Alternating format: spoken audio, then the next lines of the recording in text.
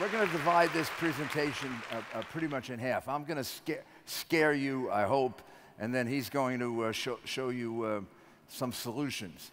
You've been spending the whole day, and you're going to spend tomorrow talking about all kinds of advances in how we can communicate, how we can take advantage of knowledge, information, analyze it, store it, use it for all sorts of inventive purposes, like the debate you'll later have. I see Uber. There's a reserve for Uber. They've been a client of mine. Travis is a friend of mine, and look at what they've been able to do with transportation. Nobody would have ever thought of that 10 years ago. We could have thousands of possibilities like that. But here's the problem. Our ability to gather, our ability to analyze, our ability to communicate information and to accomplish tasks is light years ahead of our ability to secure that information. In other words, it's like a 400-mile-an-hour train on tracks that were built for a train that runs 100 miles an hour. The information gathering and the information analysis and the information dispersal is here, and the security is here. And that continues to happen. And there comes a point at which you lose real possibilities of doing great things because the security isn't there. For example, everyone in this room should have a card. Or on your smartphone, you should have your medical record, your entire medical record. So that if, God forbid, any one of you or me fell down and had a heart attack or a stroke or a seizure or whatever, and I come from New York, and my doctor's in New York, but I was taken to the hospital here in Berlin, the doctor that was taking care of me in the emergency room could have my entire medical record in front of him, just as if he was my doctor back at home. Now, I can tell you, because I do some work in the pharma area, doctors tell me that would increase the ability to save people from heart attacks, strokes, by 25%. It would be like inventing a new medicine. And do you know why people don't want to do that? Why we don't have it? Because people are afraid to put their medical records on the internet. They don't want their medical records outside of the drawer of their doctor, you know, the old-time security. Because there may be something embarrassing in their medical records. Maybe they had a cancer, and they don't want people to know they had cancer. Maybe they took antidepressants, and they don't want people to know they took antidepressants. Maybe they went to a psychiatrist, and people will think they're crazy. So people are afraid that if that information is on that card, then it's not only available to that doctor who sticks it in the machine, but it's available to the people who hack and are doing it at levels and that are incredible. So I've spent most of my life fighting crime, organized crime, Colombian cartels, white-collar crime. The first Wall Street movie is about me. It is. I was the prosecutor of the first Wall Street movie. That was the good movie. The other one wasn't so good. You agree with me? All right. And then when I was mayor of New York, I took over a city that had 2,200 murders and cut it down to 400, and Michael Bloomberg cut it down to less than 400. I reduced murder. Between him and me, we reduced murder by 85%. And do you know we wouldn't have done it if it wasn't for the information age and the technology age? We wouldn't have done it because we wouldn't have been able to develop the CompStat program that allowed us to analyze crime every single day in every part of the city. We collected the data in a uniform way. It got entered into a computer in the police precincts, 77 police precincts. It went to a main computer, and then every Thursday, 8 o'clock in the morning, we would analyze it, and we'd put it up on a big screen, and we would take a look at where the crime was taking place. You know, if some crime was taking place in the northern part of Brooklyn, we didn't have enough police officers there. I'll tell you one very funny story. There was always a great fear in New York City of crime on the subways. And every mayor would say, I'm going to end crime on the subways. I'm going to put police officers in every subway car. And that'll end crime on the subways. And crime on the subways just kept going up and up and up and up and up. And people got afraid of the subways. And then they started doing movies like with Charles Bronson about the subways and about the killings in the subways. And people were more afraid of the subways. But they kept putting the police officers in these subway cars. The CompStat program revealed the computer analysis of where the crimes take place.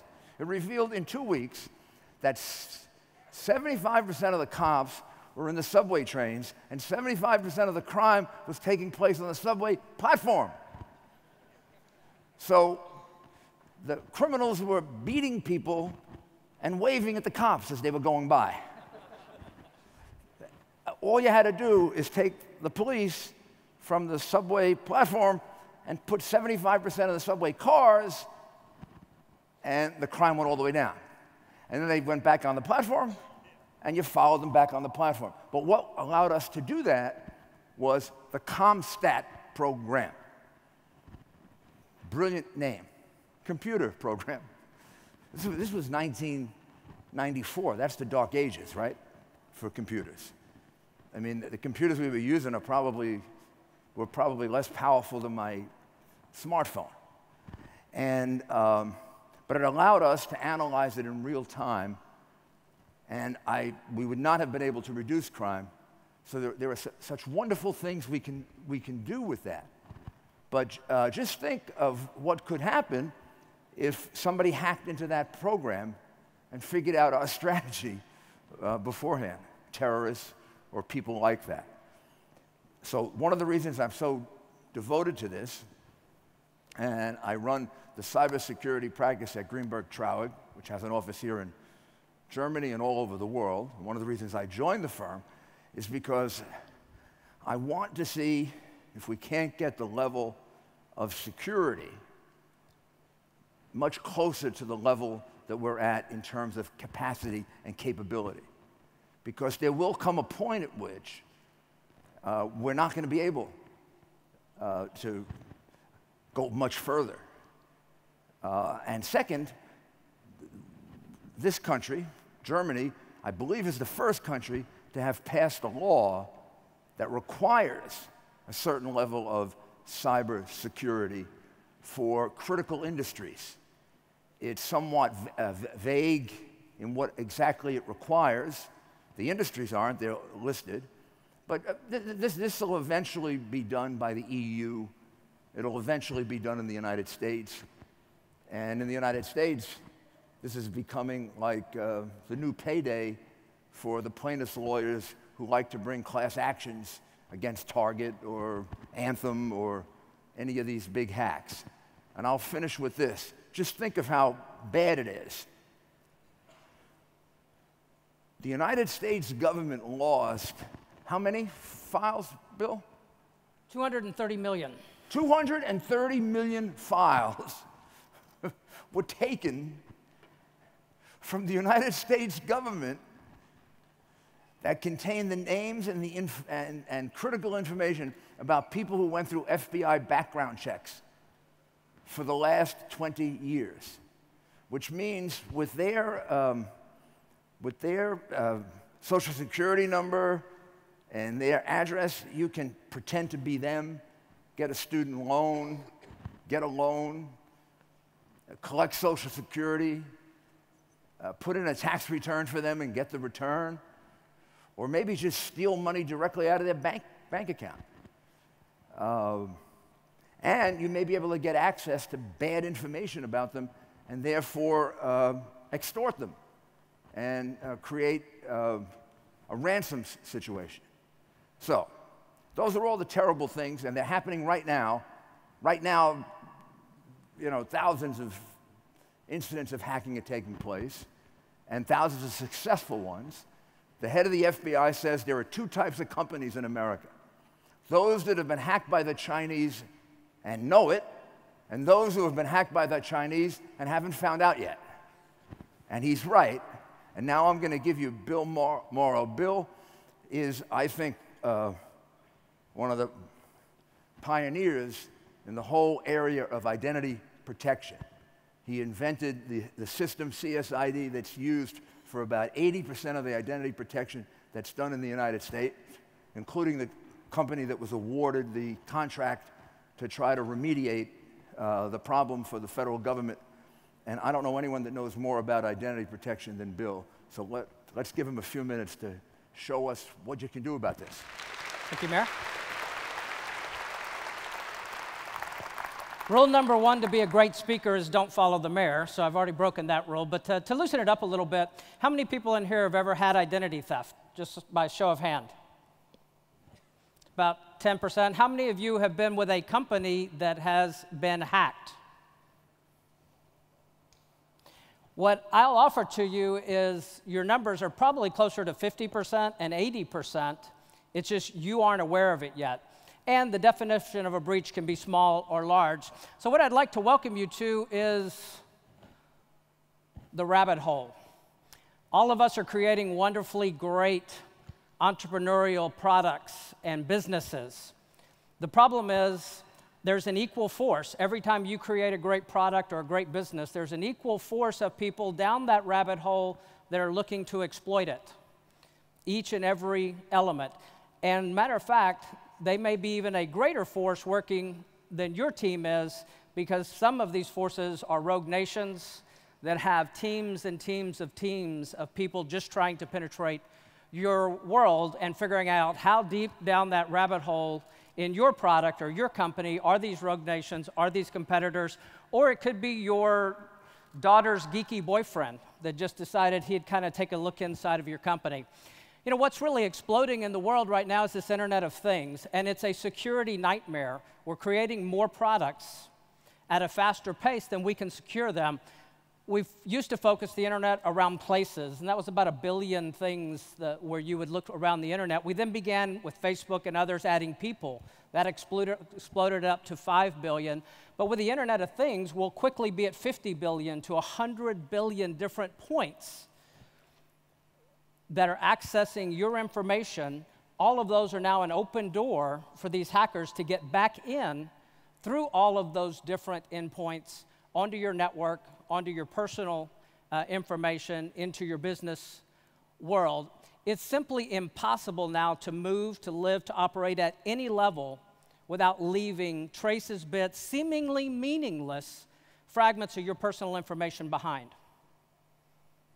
The problem is nothing is seemingly meaningless anymore, because the criminals will get a piece here, they'll log that, they'll get another piece 5 years later, they'll collate that information, and then they come after you. And that's what's so dangerous about all these data breaches and the information that's getting out.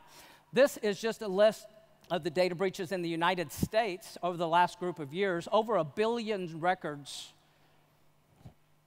were lined out in the last year, and you can see it's from hacks, it's inside jobs, it's poor security, and accidentally publishing information that was really sensitive.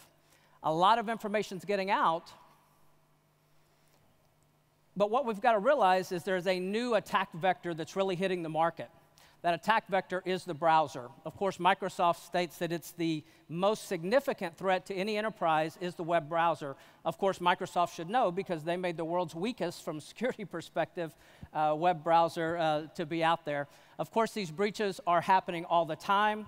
Gartner tells you that they can be stopped, but you've really got to start with a secure browser mentality because of all this information we're putting out through a browser onto endpoints that are being managed. So think about it. The mayor talked a lot about setting a perimeter around something to secure it.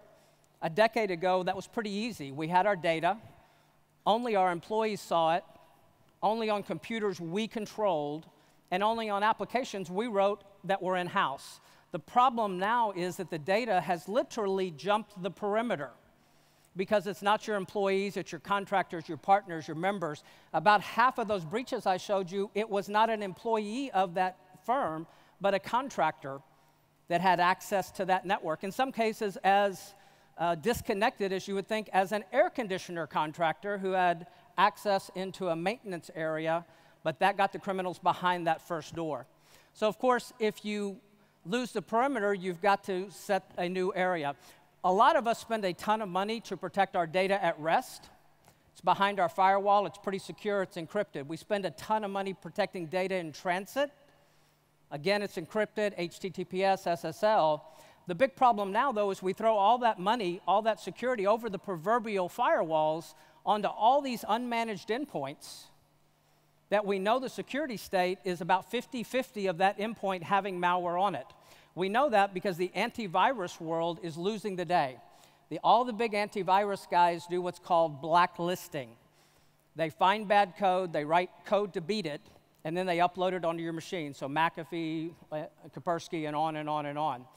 There's 2 million new malware strains per month. You can't find it and fix it anywhere close enough to make that work for you. So you've got to understand all the security you spend to protect your data at rest and in transit goes over that firewall onto the endpoint, and it will be vulnerable to hackers, and of course it's vulnerable to people that just simply misuse that data. The big antivirus guys are now admitting that, saying that they will stop roughly 50% of the information you have out there. Breaches are happening to big companies, they're happening to small companies. One of the big issues with smaller companies, and a lot of startups are, is 80% of startups or smaller companies that have a massive data breach are out of business within 2 years. You just don't simply have the resources and the brand leverage to recover that a Sony or a Target or some of these other companies would have. When you mine the dark web, you're going to find a ton of information. That information is not just your email, it's driver's licenses and the like. So what do we do to fix this? You have to put security as part of your overall practice in building your product, in setting up your building, in setting up your data policies, in the training of your employees, and you must use key technologies to really attack some of these vectors, especially in the world of Internet of Things, where everything is a new door down the rabbit hole, which ultimately could cause your company to have major brand damage or potentially even be out of business. With that, we sure appreciate your time today. Thank you very much for listening to us. I'm going to sum it up. This is what you need for an effective cybersecurity program. You need a good internal program of being able to discover bugs, viruses, and intrusions. That's going to be about 45% effective, as Bill says. You need an attack and penetration company that's going to test that, and it's probably going to penetrate even though you have a good company on the inside. You need to have a company that has investigatory capability that can look at the dark web, see what's going on, see whose names are there. A lot of the things that Bill discovers, he discovers on the dark web. You need identity protection for all your employees. What's the use of your having identity protection and having your entire system secure if your secretary doesn't have identity protection? Because you can get all the information you want to get about me from my secretary. So identity protection is a key part of it. And you have to be able to protect all the points at which information is being sent out. So those are the 5 points that we'll leave you with. And then I'm also going to invite you to come to Greenberg Traurig tonight for a party. 7:30, we'll be on the rooftop of the Koloff Tower. It's right near here. Should be easy to find. It's Potsdamer Platz 1, Koloff Tower. It's a beautiful outdoor area. We'll have a very, very nice party, and we promise it'll be totally secure.